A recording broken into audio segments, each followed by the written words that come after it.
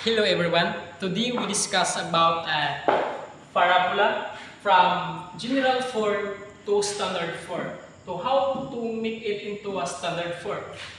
We call it common sign, which is x squared and x squared plus 8x. And in the rest, we transpose it to the right. So it becomes change the sign. So from positive for y is equals negative for y. From positive 12 it becomes negative 12. And then this one, x squared plus 8x, we will make it into a perfect trinomial. So how to make it perfect trinomial? Divided this by 2, which is 4. Then square the 4, the product is equal, square the 4 is equal 16. No? So we add here 16 to make it a perfect trinomial. So it becomes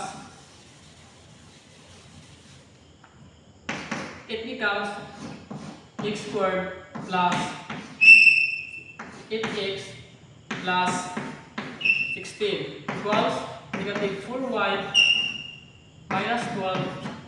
If we add here a 16, we also add there 16. So if we add 16, we also add there 16 plus 16.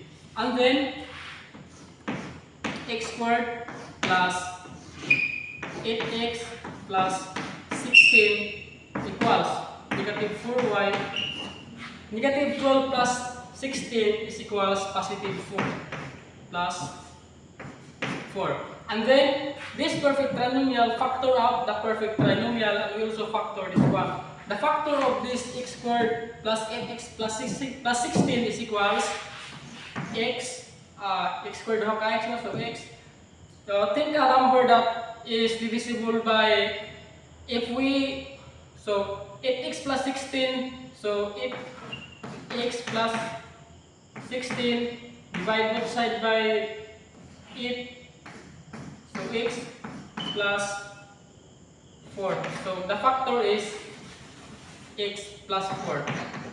Quantity squared equals the factor of this one, no? The negative 4y plus 4, so negative 4y plus 4, divide both sides by negative 4, cancel.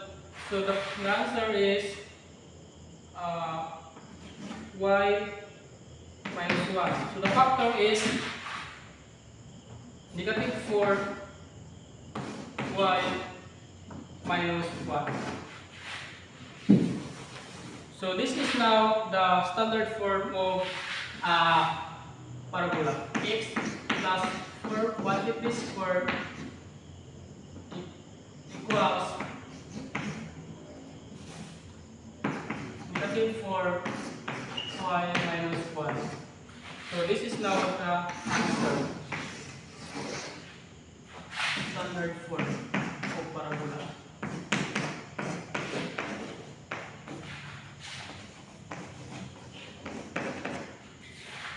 So I hope everyone that you learned something from my video. No? So please comment down below sa inyong mga pangutana and any problem.